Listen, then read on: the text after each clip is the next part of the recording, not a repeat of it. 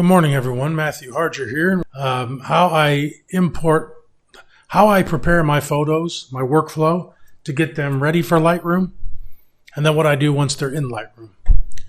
So, real quickly, let's begin the overview.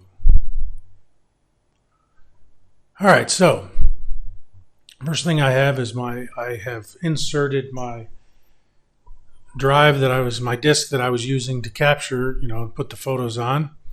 And now I inserted that into the computer. And now I'm going to go to this program called XNView MP.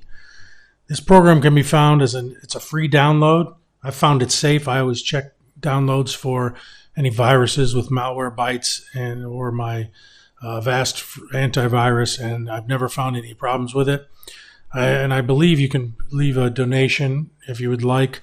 And I think I left a little bit for them. It's a great software. I use it all the time. And it's, like I said, it's completely free of charge. If you don't have to leave any type of donation. And it gets updated quite regularly. So here's my XNView. I'm going to click that. And that's going to take me over here to have where all my files are.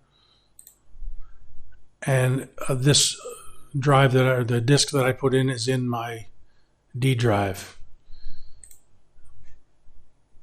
Go there, go to the drive that the pictures are in. And here are the ones, so these are the pictures that I took today. Now I actually have already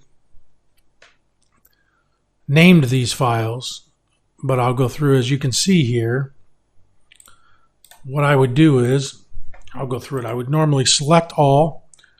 So go through here, hit select one, go up to the last one, and shift, and that selects them all. Then I right click and I go to batch rename. Now because I'd already saved these, it already has the name in there. It stores the last file name that you put in there, which is nice, because if I go out tomorrow, then all I have to do is put in here the O2 and then put in the file. Singapore is usually the same, so I just have to put in the more precise location of where I was, or whatever other identifier I want to put in there. Then when I go to batch rename, then I leave this start one, step one. So I want to start with one and step one, and then I don't need to click anything else. And then I can go ahead, hit OK, and then that will rename the files. It happens fairly quickly. So I go ahead and rename the files. Okay. So once I've done that, then I go here and I copy the files. I don't cut. I've done that in the past, and then you're always worried if something happens, so I don't cut. Just copy. Leave them on the disk for now. I can always format the disk or delete them later off the disk. I always leave them in there just in case. Once I've copied, I go to my photography file. And then I find, usually I go to here, new folder, create a new folder. As you'll see, it's already here. And I name that folder the exact same as I named the files. So there's the folder with the files in it, and that is in my A drive. And then what I do is I have a separate drive, a portable drive that I put in, and I copy onto that also, so I have duplicates of everything. Okay, so then I'm pretty much done with XNView. That's what I mainly use it for, is to rename.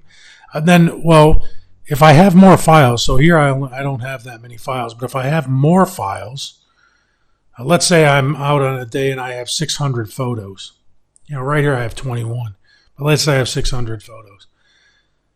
I don't always want to import all those into Lightroom, especially ones that are obviously a problem.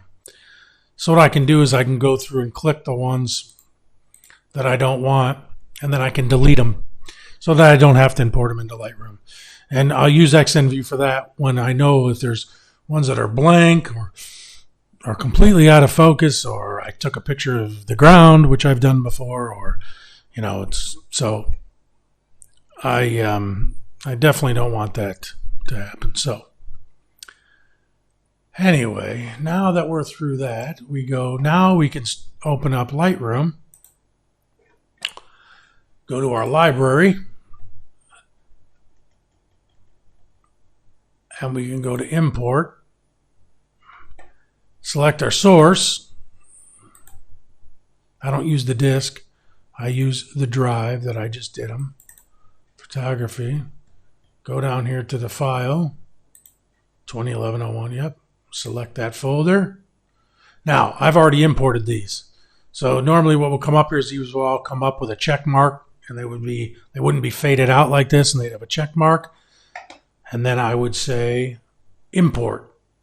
And it would import the files. And then I'd be in the library, and I would have my files as I do here. Now from here, I go into the Develop module, tab up here, Develop tab. Now I have my photos. And now what I can do is I can go through, and before I create a collection, now you'll see I've already created a collection of these because I've done it previously. But before I create a collection, I like to, again, look through the photos and see if there's any I want to get rid of. So now I've done that twice. The XNView, I've weeded out the really obvious ones. Then I can now go into Lightroom and I can look a little bit closer. I can go through these quickly. So I can go through and just say if I want to rate it, okay. If I want to not rate it, but I want to keep it, okay. And if I don't want to keep it at all, I can delete it.